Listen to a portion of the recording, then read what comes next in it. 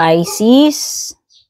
Ano yung continuation ng naudlot na mga readings ko, no? Kasi August pa lang, nagkasakit na ako. Sorry naman. So, ito yung reading mo for month end na nalalabing araw sa buwan na ito, September 28 to 30. Pero kahit lumipas yung mga petsa na yan, lahat ng readings ko dito ay timeless kahit kailan mo man matsyempoan o makarating sa'yo ito. Tignan lang natin ano yung mga energies, mga ganap, mga posibleng paparating sa'yo. At maraming salamat kung matagal ka na sa akin, sumusubaybay, sumusuporta. Kung bago ka, don't forget to subscribe, like, follow. Kung interesado naman po kayo sa private reading ko, dumiretso kayo sa Nag-iisa official page ko. Yung link ilalagay ko sa description. Kung sa YT channel ko ikaw nanonood, Pisces, mag-ugaliing magbasa, nandyan yung link papunta sa FB page ko. Purple Teen, Meta Verified, may blue check sa kanan. Pag walang blue check sa kanan, di ako yun. Doon sa black up na letter T, yung umpisa, marami rin gumagaya sa aking peke ron. Doon sa FB, marami rin. Okay? At kung makaka-relate kayo, magugustuhan nyo to in the end or anytime in between sa reading na to, pa-leave na lang ako ng like, comment, pa-share na rin. Tingnan natin yung mga overall energies. Pisces. So, baka nagtataka kayo, bakit jumble-jumble yung mga signs? Iniba ko. Kasi ang daming reklamador, palagi daw nakukulelat si Pisces, palagi daw nauuna si Aries. Ang mga tao walang kontento eh. Palaging may nasasabing reklamo, di ba? So iniba ko lang. Kita mo yan, nung iniba ko may nagrereklamo na naman. Bakit daw nauna daw si ganito ganyan? Alam mo yung ang sama talaga na ugali ng mga tao, hindi sila marunong mag-appreciate. Nagrereklamo sila kasi palaging kulelat yung sign nila o nasa malayo. Nung iniba ko, nagreklamo pa rin. So, yun yung patunay na talagang hindi mo mapiplease yung mga tao. Laging may pintas. O, yan yung number 1 sermon ko dito sa reading na to. Pintasero eh, no? Alam mo yun, wala talagang magawa eh. Binago mo na, nagrereklamo pa rin. May negative pa rin sasabihin. So, wala talaga, alam mo, walang kakontentuhan yung mga tao. Lagi silang maghahanap ng negative na sasabihin nila. Instead na i-appreciate na lang nila kung ano yung meron. Which is yun yung malas sa buhay. Okay? So, latag na natin itong mga cards mo. So, meron ka ditong light in the dark, inner child, connected step by step. Etong mga overall energies. General reading to, pero hahaluan ko ng konting silip sa love life mo. Itong mga bilog, ito yung mga paparating sa'yo. So, unti-unti nating i-reveal mamaya yung mga yan as we go through the reading.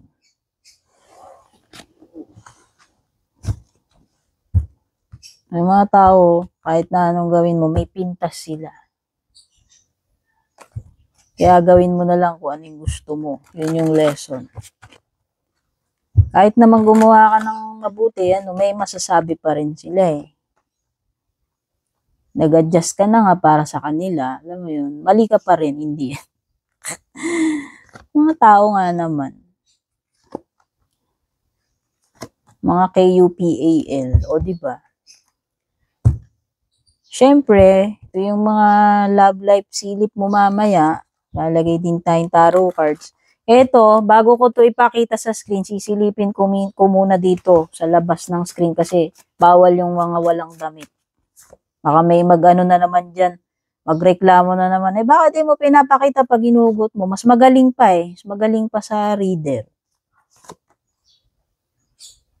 Alamin nyo muna kasi bakit ginagawa yun dahil nga para hindi na i-edit. Bawal po kasi mga walang saplot. Paano kung nailabas ko na yun, i-edit ko pa yun, tatagal pa. So, itong light in the dark, nakakasilip tayong pag-asa dito, Pisces, sa situation mo. Kung nandun ka sa sitwasyon na mahirap, may pinagdadaanan ka recently o matagal na to, hindi ko alam, maaring iba-iba yung sitwasyon ninyo eh. So, kunin nyo na lang anong tumutugma sa inyo. Nakakaaninag tayo ng light at the end of the tunnel. Ibig sabihin, unti-unti nang iigi yung sitwasyon. Unti-unti na ring magkakaroon ng clarity kung may period dito ng uncertainty o obscurity, no? Unti-unti nang huhupa. Unti-unti ka nang nakakaaninag na okay, nababanag mo na, nafe-feel mo na unti-unti nang gagaan, unti-unti nang magi-improve. Nakakakita ka na ng kaliwanagan doon sa sitwasyon na nung una, hindi mo talaga alam ano yung mga mangyayari, naguguluhan ka or walang kasiguraduhan. Parang nabubuhay ka sa fear, doubts, uncertainty, struggling, pero nakakaaninag na tayo ng liwanag. Ibig sabihin, iigi na yung mga bagay. Pisces. May pag-asa. Okay? Unti-unti nang magkakaroon ng clarity. Etong inner child is something na kailangan mo i-nurture sa sarili mo right now or i-heal. Ano yung dapat nafe-feel mo? Ikaw ang nakakaalam nito eh. Kahit magulang mo, hindi alam to. Ikaw ang nakakaalam ano itong inner child mo na kailangan nating punan ngayon ng caring, attention, i-heal mo, i-nurture mo, asikasuhin mo. Okay?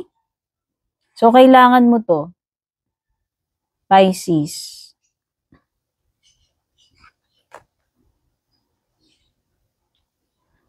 Excuse me. Meron ka ring step by step. Sorry, hindi ko makontrol, mapredict kailan ako mauubo. Yan pa rin yung sakit ko hanggang ngayon. Kahit na pumunta na ako sa mga doktor, nagpa-check up na ako, no?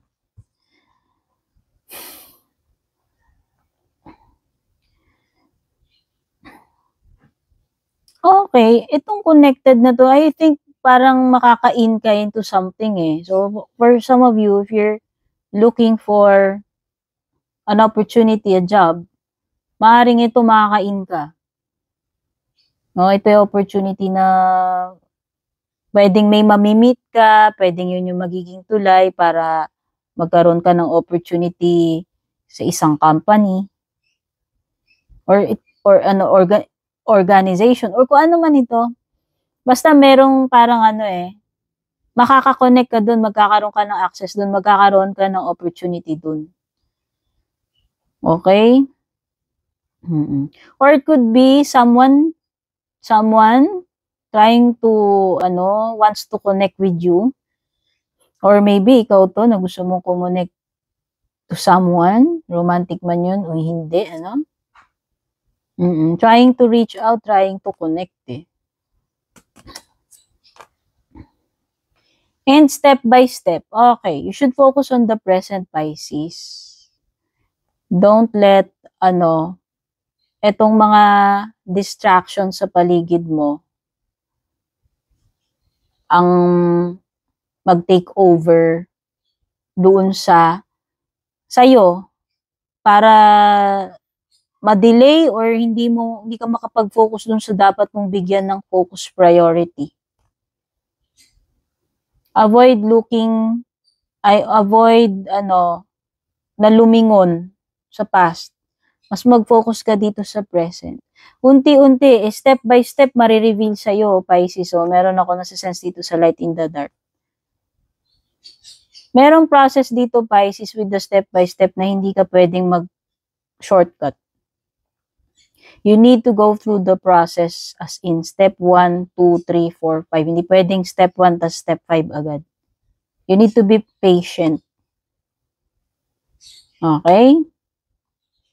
So, sabi ko nga, marireveal na yung path mo, yung step by step dito. Base dito sa dalawang card mo. Ngayon, let's move on dito sa mga paparating sa'yo. Meron kang cat, which is may doble cara, plastic tridor. Sinasabi dyan, kaibigan mo, pero pwede rin namang hindi. Pwedeng katrabaho mo, kung sino man yan, basta may doble cara. Ingat ka na lang sa two-face na maaaring ma-encounter mo. But merong something na mapaparating sa'yo na magiging very happy ka. Yan.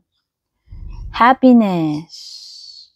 Kung ano man itong basta may something marireceive mo, mangyayari na magpapasaya sa'yo.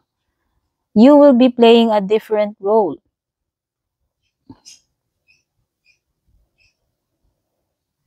Feeling ko ito ay card ng pag-a-adapt sa situation. Kasi magpe-play ka ng different role eh. Kailangan marunong ka mag-adjust doon sa situation, Pisces. Ready ka. Kasi itong kakaharapin mo, it could be something na hindi mo pa na-experience before. Pwedeng wala kang knowledge dyan, hindi mo pa nagawa yan, hindi mo pa napasukan yan. Alam mo yon. Pero kailangan mong i-adapt eh. Kailangan mong matutunan kahit na hindi talaga yun yung usual na ginagawa mo o yung role na naka-assign sa'yo. Yun lang yung nafe-feel ko rito. This is something new, entering something new or ma-assign ka sa something new. Pwedeng totally zero knowledge experience ka dyan sa bagay na yan. Doon mo palang aaralin, matututunan, mapipilitan kang mag-adjust, mag-adapt doon sa role na yan or sa situation na yan. With the needle and thread card, wow, there's a sincere wish na maaring matupad para sa iyo, Pisces. So, this is good news, itong dalawa. Maganda. Okay? When it comes naman to your love life, you have karma, withdrawn, realizations, and soulmates. Oh, yung baraha nagsasabi na maaaring soulmate mo daw tong person na ito. It could be karmic also. Kasi dito yung karma card. May mga bayad utang dito sa mga past mistakes na nagawa in a relationship. Whether ikaw yan o yung person na ka-deal mo. Pwede kasing mag-interchange. Meron ditong mga matututunan ka, magkakaroon ka ng realizations dito, epiphanies. May pagkagising eh. So, yung iba sa inyo, hindi ko alam kung solo na kayo or daraan pa lang kayo sa solitary, pagiging solo, single. Okay. Pero it could be specific sa mga single, could be na may mamimit kayo. Ito specific kung single ka. May mamimit ka, may darating sa yung person na maaaring yun yung soulmate mo. Pero pwedeng karmic mo rin siya. Na may mga lessons kayong dapat, may mga karmic depths na kailangan ninyong straighten out nitong soul na ito, itong person na to. It could be na yung new person na darating sa'yo kung single ka ngayon. Person na darating pa lang sa'yo. Some of you, pwedeng nagkaroon na kayo ng realizations, kaya siguro matagal na kayong single. Kumbaga namulat na kayo sa mga pagkakamali nyo sa past or sa ex ninyo. So, parang ngayon, nananatili kayong single detached. Pero, there's the possibility nga na you'll meet someone na karmic and soulmate mo. Okay? Excuse me.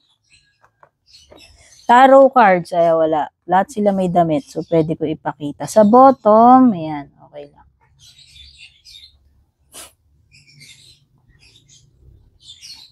May something na successful ka na magagawa rito, Pisces, at ito yung wish come true for you. Diba may binabanggit dyan, may wish come true for you. Meron kang accomplishment, ayan, ang yabang mo, ang saya mo dyan. Ang happy mo, ayan yung happy, no? Success. Something na makukumpleto mo eh. Specific ito iba kung meron kayong kinukolekta. O ano man yan.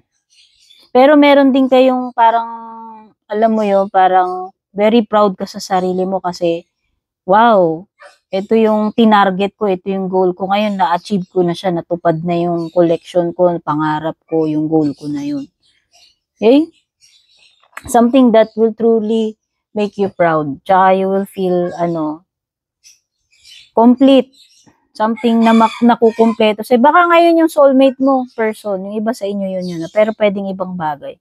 Tsaka meron ka talaga sisimulan. May dalawang aces dito. It could be new opportunities for you na mag-open. Okay, so ito ay may bagong simula ka. Nakikita ko potential to grow with the Ace of Wands. Nakikita ko rin na magiging successful ka with the Ace of Swords kahit gaano kahirap ito. So, merong mga challenge dito, obstacles na makiklear, problems na masusolve, mahirapan ka man is, alam mo yon, masusurvive mo yan, magsasucceed ka pa rin. Pwede rin itong indication ng pregnancy. Okay, Ace of Wands. Tapos, nakikita ko dito, pwedeng may mga may encounter kang mga competition, di naman nawawala yon, or could be na may encounter kang mga drama dyan, conflict, no? Part naman ng buhay natin yan, di mawawala. Importante magsasucceed ka pa rin. Okay? Yung iba dito, kung nagpaplano kayo ng traveling, pwedeng hindi pa matuloy itong katapusan. Malay mo sa mga susunod after this month. Or kung meron ka mga gustong gawin, specific sa mga projects mo, sa negosyo mo, or sa pagta-travel, mga pinaplano mo, pwedeng may maput on hold dito, hindi mo pa maisagawa ito. O it could be na baka next month pa or sa mga susunod pa. Okay? Tingnan na natin yung pinaka-closing message para sa'yo.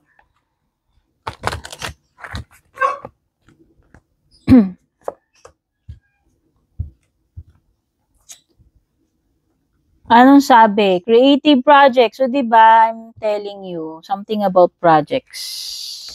Something na mga sisimulan mo. Prospects, opportunities, projects. Kaya lang sabi ko parang may delay. Siguro for some of you may delay. Ayan no, it is time to get things done. Make your creative projects a priority now. Diba may binabanggit ako kanina dito about prioritization? At sinasabi ko na makaka-in ka eh. Okay? So, ito na yun. May mga dapat kang i-prioritize na kailangan magkaroon ng movement. Kasi ito, pwede rin naman itong may mga plano ka na nga. Pero parang hindi mo, alam mo yun, hindi mo siguro pinupush pa. Or pwedeng ang dami mong plano pero wala ka pang nasisimulan na gagawa. Kaya nga to dalawa, ina-urge ka na simulan mo. Kung hindi mo pa man nasisimulan yan. So, ayan, no? Get things done. No? Mo to, i-level up mo yung mga plano mo, buhayin mo yan. Okay, so yan yung mga, yung iba sa inyo, baka may mga malalaking projects na paparating sa inyo opportunity. Okay? So, yan yung mga messages na nakuha ko for you, Pisces. Kung nakarelate ka, don't forget to leave a like, a comment, pa-share na rin, at pa-like, follow, subscribe na rin kung bago ka. Private readings, dumiretso kayo sa official FB page ko. Kung sa YT channel ka nanonood, nilagay ko sa description yung link papunta sa FB page ko. Nag-iisa lang yung legit official FB page ko. Purple tea na may blue check sa kanan. Pag walang check, hindi ako yun. Take care, God bless.